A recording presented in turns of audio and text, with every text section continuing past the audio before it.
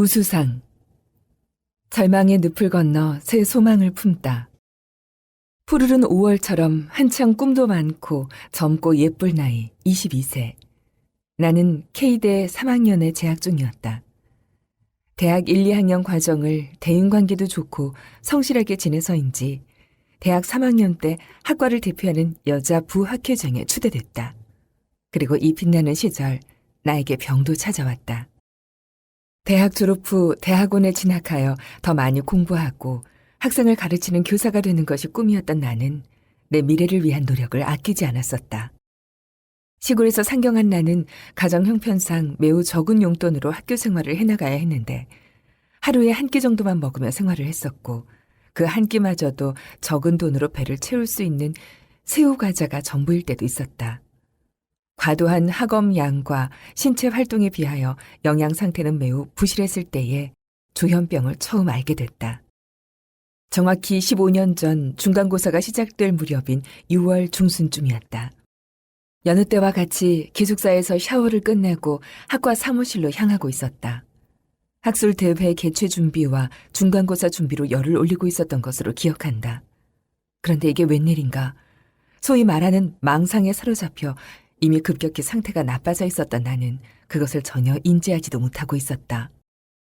우리 학교를 통하여 모든 대학들이 통합되고 내가 생각한 방향대로 나라가 운영되며 청와대에서 나를 찾아다니고 우리나라의 고급 승용차들이 나를 경호하며 하늘에서는 헬리콥터와 비행기가 내가 지나는 모든 길과 장소를 엄호하고 내가 지나는 곳곳에 나의 행동을 본받기 위하여 CCTV가 설치되어 있다는 망상과 환청과 환영 속에 사로잡혔다.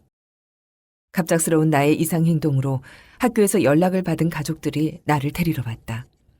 가족들이 타고 온 차가 리무진으로 보였고 차를 타고 이동하는 동안 내가 마치 구원자인 양 따뜻한 해가 따라온다는 착각 속에 또한 빠져 있었다. 난생 처음 정신과 병동에 도착하여 여러 가지 기초검사를 받고 입원실로 옮겨졌고 정확히 한 달간의 입원 치료를 끝낸 뒤 퇴원하게 되었다. 시골에서 농사를 지으시던 부모님들의 얼굴에는 주름과 온갖 근심 걱정이 가득하였다. 잔병치레 한 번 없이 성장하던 딸이 정신질환이라니. 하지만 나에게는 마음의 힘듦을 내보이지 않으려 애를 쓰셨다. 주치의 선생님과 퇴원 후 어떻게 지낼지를 상의했다. 증상이 호전되면 휴식 기간을 너무 길게 잡지 말고 사회에 복귀하여 적응하는 것이 나의 회복에 도움이 될 거라고 했다. 그렇게 퇴원 후 여름방학을 보내고 다시 학교로 돌아가서 대학 4년 과정을 끝마쳤다. 약을 복용하면서 몸무게는 급격히 증가하고 시야가 가끔씩 흐려지거나 손떨림 증상이 나타났고 늘어나는 수면으로 삶의 많은 부분들이 달라져갔다. 160cm에 55kg이던 나의 몸무게는 어느덧 80kg에 육박하게 되고 과도한 체중 증가로 인해 관절에 무리가 오기 시작하면서 디스크 판정까지 받았다. 급격히 증가한 체중에 외모도 바뀌고 체력은 많이 약해져 우울하고 의기소침해졌다. 육중한 몸무게 때문에 발목이 시큰거려 계단을 오르내리는 것도 버겁게 느껴졌다. 디스크로 허리가 잘 굽혀지지 않아서 화장실을 이용하거나 양말을 신고 벗는 것도 매우 힘들었다. 내가 처한 현실이 너무나 암담하다는 생각에 슬펐고 낙오된 듯 외로움과 절망감으로 하루하루가 살기 싫을 만큼 힘이 들었다. 어떻게 하다 보니 4년의 대학 과정을 마치고 취업의 기회가 왔다. 입사한 회사에서 엄청난 체구와 외모를 보고 동료들 사이에서 놀림거리의 주제가 되기도 하였다. 짓궂은 동료들은 여자로서 수치스러운 온갖 별명들을 지어 부르며 조롱하기도 했다. 그만두고 싶을 만큼 너무 힘들었던 첫 직장이었지만 시골에 계시는 내 사랑하는 부모님을 생각하며 하루하루 버텨나갔다. 힘들게 일을 하니 아주 조금씩이지만 살도 빠지기 시작했고 본래 성실한 근성 때문인지 입사 2년여 만에 본사 팀장으로 승진이 되면서 곧 실장까지 오르게 되었다. 하지만 그렇게 입사 4년여가 지날 무렵 다시 한번 풍랑이 몰아쳤다. 몇 년 동안 꾸준히 약을 챙겼지만 가끔 한 번씩 거르는 일이 생기게 되면서 약을 걸러도 크게 지장이 없는 것 같다는 생각에 임의로 약을 끊게 된 것이다. 처음 얼마간은 약을 먹지 않으니 더욱더 급격히 살이 빠지기 시작하고 에너지가 넘치는 듯 느껴지기도 했다. 27살 겨울, 결국 올 것이 왔다. 단약으로 인한 재발이었다. 망상이 다시 시작되고 괴이한 행동들을 보이며 잠도 자지 않고 먹을 것도 먹지 않았다고 한다.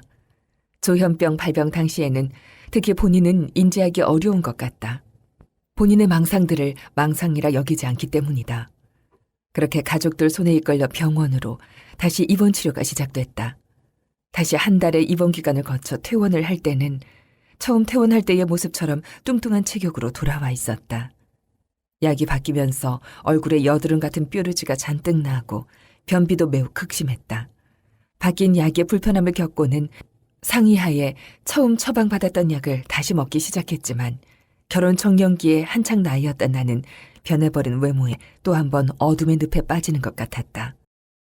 혼자서는 객지 생활을 유지하기도 어려웠고 여러 가지 낙심도 되어 부모님이 계시는 고향으로 돌아왔다. 농사가 본업인 부모님의 도움으로 조그마한 채소와 과일을 파는 가게를 열고 교사가 되고 싶었던 학창시절의 꿈이나 목표와는 전혀 무관한 일을 시작하게 되었다.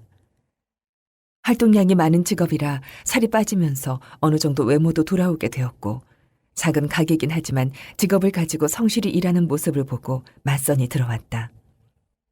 그리고 그때 맞선을 본 남자가 지금의 남편이 되었다. 그렇게 결혼을 하고 2세의 계획도 세우며 달콤하고 행복한 신혼생활을 해나갔다.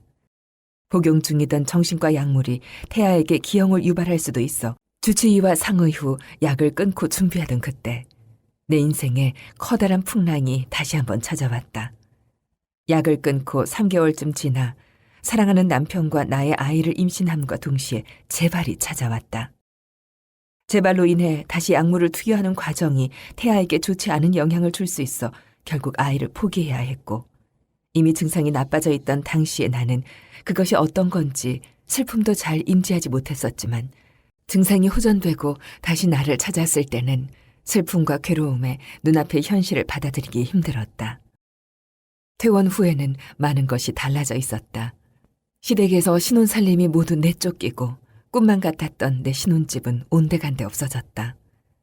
부모님은 결혼하여 어느 누구보다 행복할 줄만 알았던 딸이 재발하고 아이를 잃고 이혼까지 하게 되니 매일을 슬픔과 고통 속에 보내셨다. 사랑하는 남편 또한 슬픔에 빠지고 결혼 전 나의 병에 대해 정확하게 알지 못했다는 것에 배신감을 느끼기도 하면서 만감이 교차하는 힘든 나날을 보냈다고 했다. 완강한 시부모님의 반대로 우리 부부는 헤어졌지만 사랑하는 감정이 간절했던 우리는 시댁 식구들 몰래 다시 만나며 인연을 계속 이어갔다. 퇴원 후 다시 회복된 나의 모습을 보고 용기를 낸 남편이 분가를 하여 나와 다시 살기를 청했고 사랑의 힘으로 남편과 나는 뒤늦게나마 다시 신혼의 생활을 이어가게 되었다. 남편은 가장이자 나의 보호자로서 조현병 약물에 관하여 적극적으로 알아보기 시작하였고 그 과정 중 최소 유지 용량의 약물 복용에 대하여 알게 되었다. 조현병 환우인 산모가 약물을 최소 용량으로 유지하면서 건강한 아이를 출산했던 사례를 듣고 우리는 다시 철저히 약물을 조절하며 임신 준비를 하였다. 태중의 아이를 잃었던 아픔으로 힘들었던 우리 부부에게 올해 기적처럼 아기가 찾아왔고 지금 나는 배가 두둑해진 임신 5개월의 예비 엄마다. 현재 2년여 넘게 재발 없이 최소한의 약물을 유지하며 꾸준히 복용하고 있다. 최근 산부인과 검진에서도 아이는 5개월 된 태아의 정상 발달을 유지하고 있다고 했고 1, 2차 기형아 정밀 검사 결과도 모두 정상이라고 한다. 요즘은 임산부로서 행복한 하루하루를 보내고 있다. 여유롭게 산책을 하고 좋은 음악을 들으며 태교도 하고 1년 전부터 운영하고 있는 식당의 사장으로서 꿋꿋하게 잘해나가고 있다. 과거에 어둡고 절망과 좌절뿐이었던 나를 생각하면 꿈만 같은 너무나 감격스러운 일이 아닐 수 없다. 대학 시절 교직 생활을 꿈꾸는 학구파였던 20대 여학생이 이제는 37세의 식당 사장이면서 한 아이의 엄마로 한 남자의 아내로 새로운 소망과 희망과 꿈을 꾸며 힘찬 나래를 펼치고 있는 것이다. 조현병이 그리 쉬운 질환도 아니지만 조현병이라고 하여 낙심과 우울 속에서 인생을 살아가야 한다는 법도 없다. 자신에게 맞는 약물을 꾸준히 규칙적으로 복용하고 건강한 삶을 유지해 나간다면 정상 생활도 충분히 가능할 것이라는 것을 이제는 너무나 잘 알고 있다. 짧지 않은 시간 조현병 환우인 나와 함께 노심초사하며 돌봐주고 아끼고 사랑해준 가족들과 사랑하는 남편에게, 특히 낳아주시고 길러주신 나의 부모님께도 감사의 말을 전하고 싶다.